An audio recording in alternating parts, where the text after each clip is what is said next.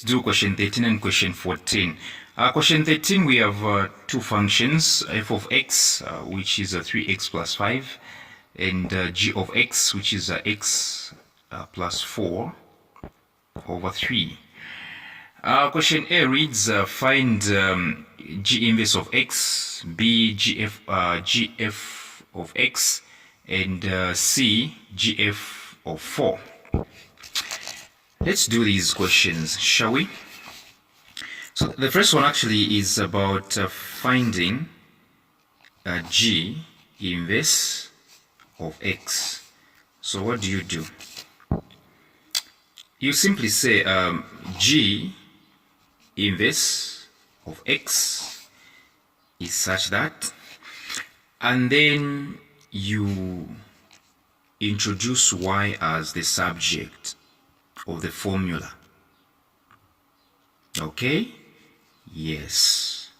Now the function of g is this one, right? X plus 4 over 3, right?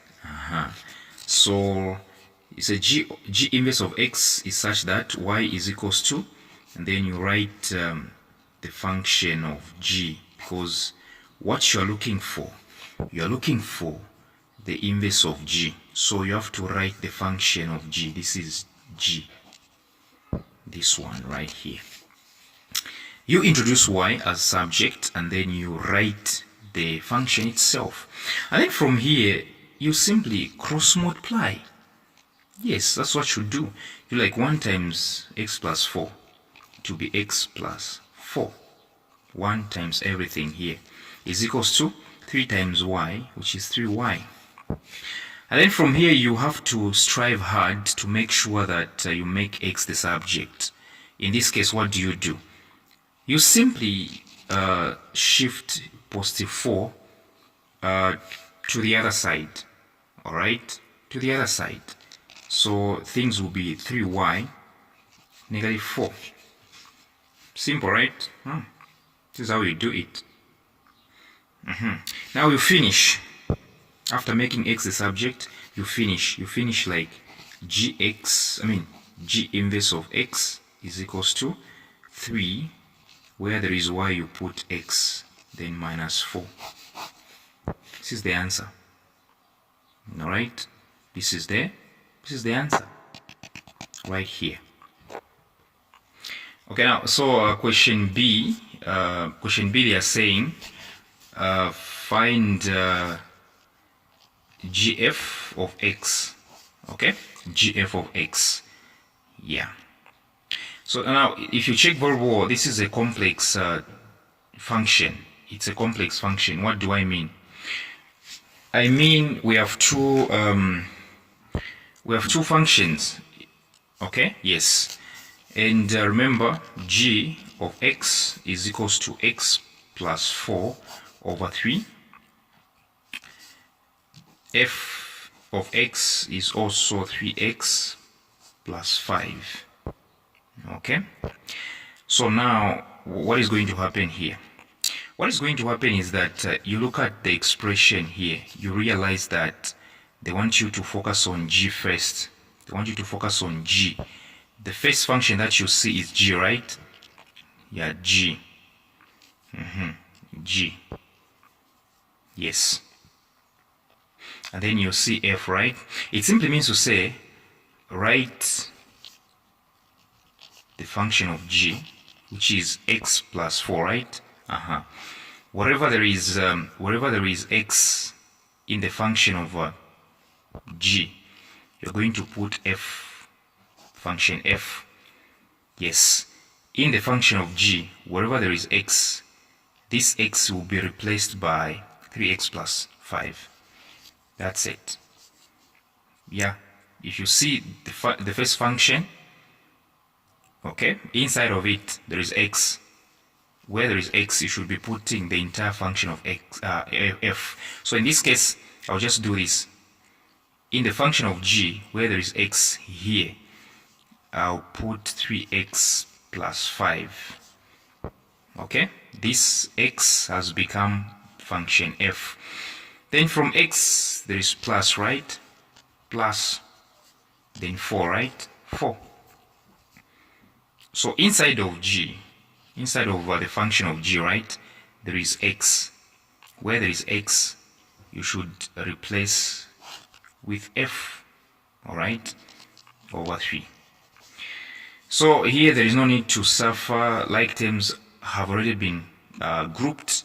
So you do 5 plus 4, which is actually 9 over 3.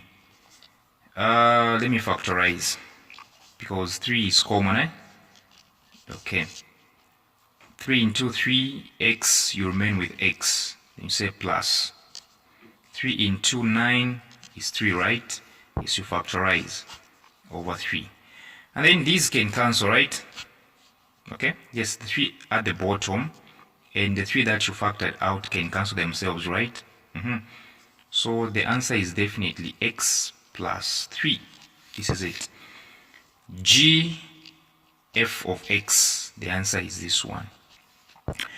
And so the last question actually is saying G f of 4, right? G f of 4. What exactly does this mean? If you check very well, there is GF, and we are from answering GF. It's x plus 3, right? We are from answering it. Yes. So no need to find this one. Okay? This one is already here. We know it. It's x plus 3. So now when they say GF of 4, they simply mean in the GF that you found, x plus 3, right? Where there is x, you should replace it with 4.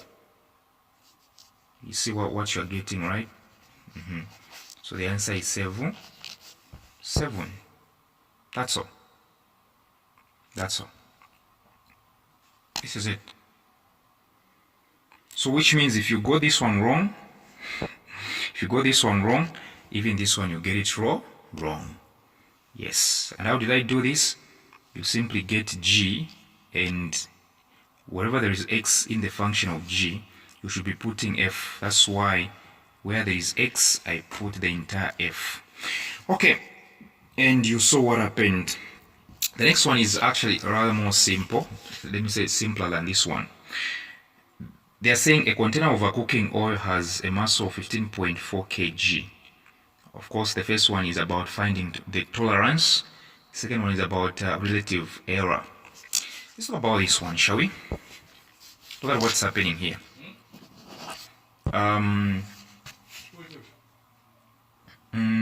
Look. The figure that we've been given is 15.48 kg. Check it very well. Okay? Check it very well. You realize that it's nearest 10th, right? It's nearest what? 10th. Alright? It's nearest what? 10th. So for you to find tolerance, all you need to do, here, what's happening right here? Okay? Since it's 1 decimal, or it's nearest a 10th, you should write 0.1. Okay? Write 0.1. Why am I doing this? It's because the figure that I've been given is having the decimal nearest to the 10th.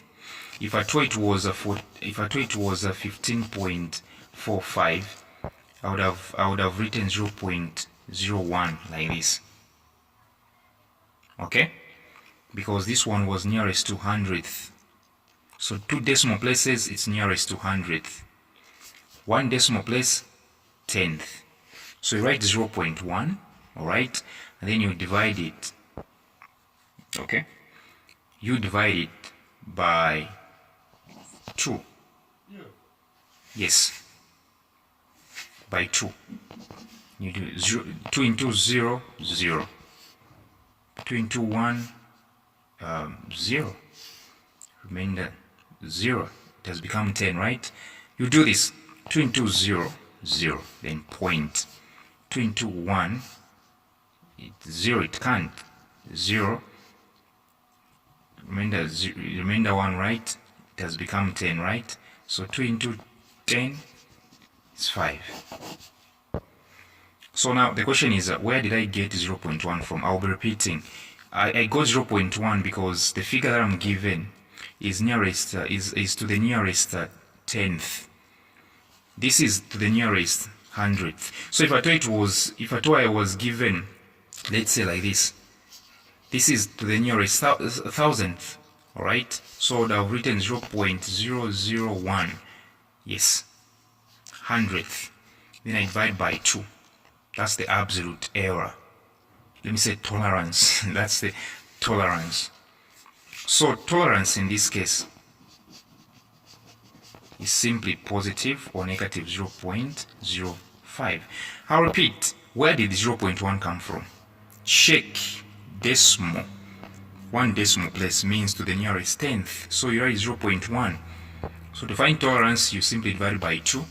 There you go. You find this one. This is tolerance. Okay, so which means this figure can be tolerated negative 0.05 or positive 0.05. That's what it means. The next one is about finding relative error to the nearest fraction, right? Fraction, simplest fraction, right? Simplest fraction. So now look at this. Relative error is equals to absolute error. This is the formula. Don't forget, absolute error over actual figure or actual measure. This is relative error. Don't forget this formula. Absolute error over actual measure. So absolute error, you simply get positive 0.05 from the tolerance. Alright? From the tolerance. Simply do this. 0.05. This is the one. Over actual measure, which is 15, right? 0.4, right? The measure that I was given, 15.4. So this is the answer. Quite alright. But we can't leave it like this. They are saying to the simplest fraction, to the simplest form of fraction. Relative error is equals to absolute error, which is 0.05 from tolerance over actual measure, which is 15.4. So how do I do this? Let's handle 0.05 first. We are taking them in two simple fractions, right? Let's handle this one first. 0.05 is actually, you just do this. 0 is not a number, but 5 is a number. So you write 5, then you do this. How many decimal places are here? 2, right? So you write over 100. Are we together? We should be together here. Yeah, because I don't have a calculator, and I'm told to say I have to be very wise to make sure that I leave everything in the simplest form of fraction. So I deal with 0.05 first. 0.05. Alright, then you do this. 0 is no number, 0 is no number, 5 is the number, so you write 5. Then you count the number of decimals. This is to the nearest hundredth, so you write over 100. So you realize that there is a number that can enter into 5 and 100. 5 itself. 5 into 5, 1. 5 into 100, of course the answer is 20. So in short, 0.05 is actually 1 over 20. 1 over 20.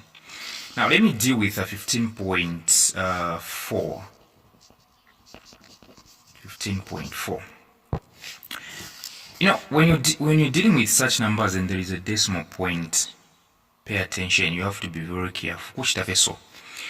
Have you seen that there is a whole number, right?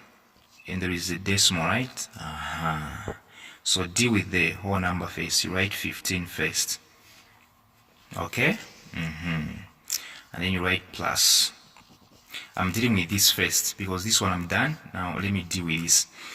So you write the whole number 15 plus. This is how you should be doing it when you want to take this one into fraction. Okay, you just write the whole number like 15, then you say plus. Do you know that immediately you write 15, it means here there is 0, so you remain with 0.4 here. I don't know if you're getting what I'm saying. So 15.4 actually, when you write it down like this, it simply means to say where there was 15, there will now be 0. So you say 15 plus 0.4 because you've already written 15. So here it's now 0. So 15 plus 0.4. Yes. Once you write this 15, it means you've written this one. So here it has become 0. A is 0, 0.4. You proceed like, okay, 15 will be following like this.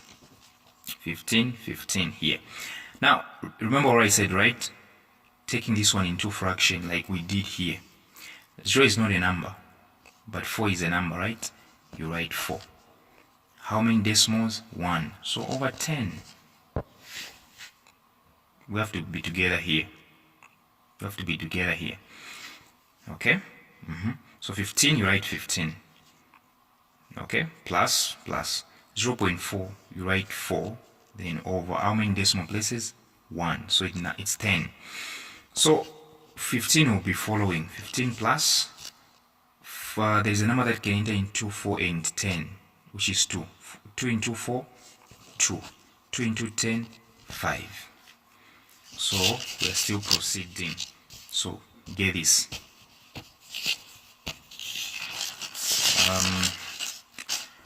So we have 15 plus 2 over, is it 5? Yeah, 5. So now here we can introduce 1 here. Remember, I'm still dealing with 15.4. It's the one that is unfolding like this. Yes, 15 over 1 plus 2 over 5, right? Yes, let me find the common denominator. Let me now combine these fractions. The common denominator is 5. 1 into 5, 5. 5 times 15, 7. Eh? Is it 75? Hey, no, it's 60, right? What is it? Okay, yeah, it's 75 actually. 75 plus 5 into 5, 1 times 2, 2, right? I think you know fractions. 75 plus 2 is 77, right? Then over 5. So you remember very well, all I had was 0.05, then 15.4, right? 0.05 was 1 over 20. I found it, right? I found it and I showed you. Yes, all I had was 0.05 over 15.4. 0.05, we found it to be 1 over 20, right? 15.4 twaisanga chani 77 over 5. So what do? We write 1 over 20. Do you know that this one can be changed to division, right? So you say divided by 77 over 5. And you know the rules, right? You know the rules. You change this one to multiplication, then you swap these, right? 5 goes up, 77 goes down. So here we have 1 times 5, which is 5. And here we have 2 times 77, which is 4. Hey, 154, right? Yeah, 4. Okay, yeah, 154. Then times 0, right? Like this.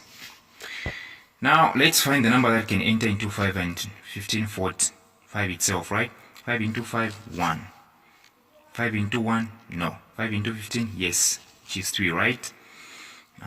This is how you enter. 5 into 5, 1. 5 into 15, 3. 5 into 4, I corner, 0. Then 4 goes to the 0, right? It has become 40. 5 into 40, 8. This is the answer. How do you do it? 5 into 5, 1. 5 into 15, 3. 5 into 4, 0. 5 into... what did I do here? 5 into 1? It can't. 1 went to 5. It became 15. 5 into 15, 3. 5 into 4, 0. 5, this is 5 into 4, 0. 4 goes to the other one. It's now 40. 5 into 40, 8. This is the answer. That's it.